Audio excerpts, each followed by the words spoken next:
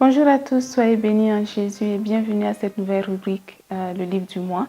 Donc pour ce mois, nous sommes en train d'étudier le livre Comment Dieu parle, qui est disponible en téléchargement gratuit sur le site web www.fondationgenèse.org. Donc aujourd'hui, on va se concentrer sur le chapitre 7 qui porte sur le discernement et la conviction intérieure. Donc c'est un chapitre qui est très important, qui comprend 4 parties. Dans la première partie, je commence par expliquer ce que c'est que le discernement. Donc discerner, c'est l'action d'analyser, d'étudier les événements qui se déroulent autour de nous afin de tirer un certain nombre de conclusions. Par exemple, quand on regarde le ciel, on peut discerner qu'il va bientôt pleuvoir si on remarque qu'il y a beaucoup de nuages. Ou encore, quand on regarde les personnes autour de nous, si elles sont contentes, si elles sont souriantes, on peut discerner si ces personnes sont contentes ou pas, si ce sont des personnes qui nous aiment, etc. Donc, on a l'habitude d'utiliser le discernement dans beaucoup d'aspects de notre vie et c'est une chose que l'on va continuer d'exploiter même quand on devient enfant de Dieu. Et quand on devient enfant de Dieu, nos capacités à discerner deviennent encore meilleures parce que nous acquérons une nouvelle intelligence, celle qui nous est accordée par le Saint-Esprit qui vient habiter en nous. Et cette nouvelle intelligence nous rend encore plus capables, encore plus effectifs dans notre capacité de discerner, d'analyser les événements qui se produisent autour de nous et de reconnaître à l'intérieur de ces événements la volonté de Dieu, comment elle va se manifester. Donc, quand on n'est pas enfant de Dieu, notre discernement s'appuie simplement sur notre intelligence humaine. Mais dès que l'on devient enfant de Dieu, on peut s'appuyer sur la sagesse du Saint-Esprit afin d'être encore plus effectif, plus efficace dans notre capacité à discerner les choses. Si on regarde dans la Bible, il y a beaucoup d'exemples de personnes qui ont réussi dans leur discernement. Moïse, par exemple, a été capable de discerner avant même que Dieu ne lui dise quelque chose, que Dieu allait passer par lui afin d'accomplir un certain nombre de choses. Donc, il a reconnu les événements qui se déroulaient autour de lui, par exemple, le fait qu'il était né et que sa vie avait été préservée d'une manière extraordinaire. Comment est-ce qu'il avait, lui, eu le privilège d'apprendre beaucoup de choses que ses frères n'avaient pas encore apprises, etc. Donc, en regardant tous ces signes, il a compris que le Seigneur allait passer par lui afin de pouvoir délivrer le peuple d'Israël. Et cela même avant que Dieu ne lui parle, parce que la Bible présente que Dieu lui a parlé seulement à l'épisode du buisson ardent. D'autres exemples encore, l'exemple de Nicodème qui, à partir de l'analyse des événements autour de Jésus, comment Jésus se comportait, comment Jésus guérissait les malades, chassait les démons, à l'analyse de tous ces signes, il a pu discerner que Jésus était une personne qui était venue de Dieu. Donc l'analyse des événements va nous donner un certain nombre d'informations sur notre vie personnelle, comment les choses se passent avec nous, comment le Seigneur permet certains événements dans notre vie autour de nous.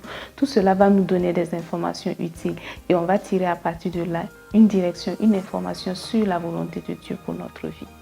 Donc le discernement va nous permettre de reconnaître les temps et les saisons, les cycles dans lesquels nous sommes dans notre vie. Et c'est très important de pouvoir le faire parce que sinon, quand on manque de clarté, on se retrouve à dépendre des autres, dépendre des prophètes, dépendre de tous ceux qui sont autour de nous, de ce qu'ils vont dire sur notre vie.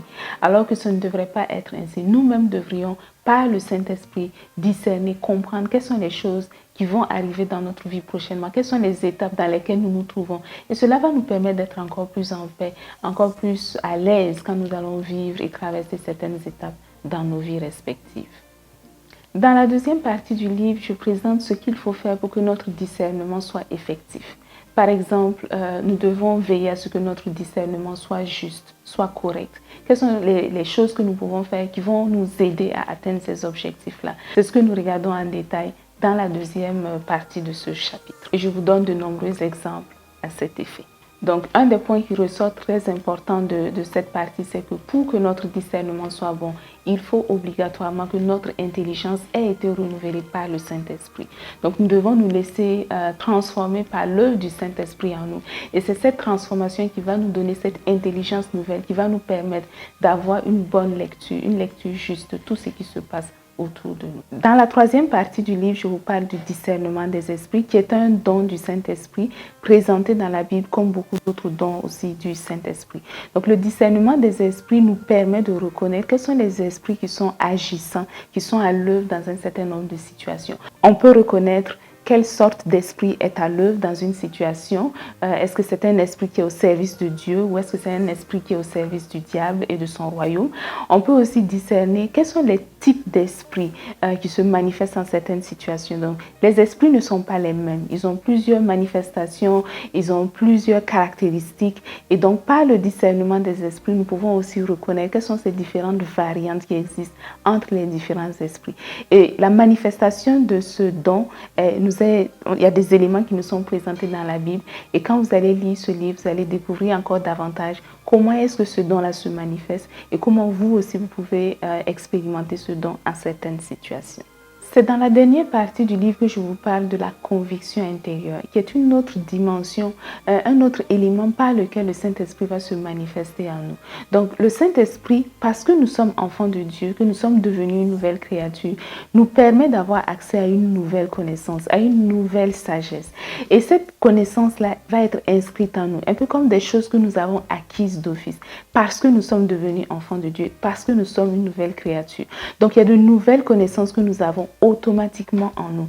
Et par la conviction intérieure, ces connaissances vont se manifester. Donc, en certaines situations, nous allons avoir l'assurance au fond de nous que certaines choses vont être d'une certaine manière, simplement parce que nous avons au fond de nous une connaissance que nous n'avons pas travaillé pour acquérir, mais qui s'est retrouvée au fond de nous simplement parce que nous sommes enfants de Dieu et parce que ces choses-là ont été déposées en nous par le Saint-Esprit alors que nous devenions une nouvelle créature. Quand vous allez lire ce chapitre, vous allez encore mieux comprendre comment est-ce que cette conviction intérieure se manifeste et comment vous aussi, vous pouvez vous prévaloir de ces privilèges. Comment est-ce que Jésus a exploité ce don, parce que Jésus était le premier-né de la création.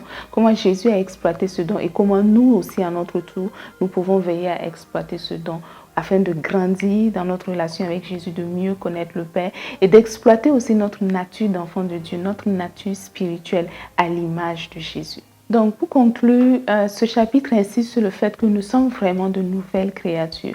Et parce que nous sommes de nouvelles créatures, nous avons accès à de nouvelles capacités. Nous avons accès à de nouvelles ressources. Nous avons accès à un nouveau potentiel, une nouvelle sagesse. Beaucoup de choses nouvelles qui sont en nous, que nous pouvons exploiter. Que ce soit par une meilleure capacité à discerner les choses ou encore par une conviction intérieure qui va nous pousser à aller dans la direction qui convient au Saint-Esprit. Donc, je vous encourage fortement à lire ce chapitre parce qu'il est très important. Il va vous aider à mieux connaître le Père et à exploiter encore davantage vos capacités d'enfant de Dieu et vos capacités de nouvelles créatures spirituelles. Soyez bénis en Jésus et à très bientôt. Téléchargez gratuitement le livre Comment Dieu parle dans notre librairie située à l'adresse www.fondationgenèse.org.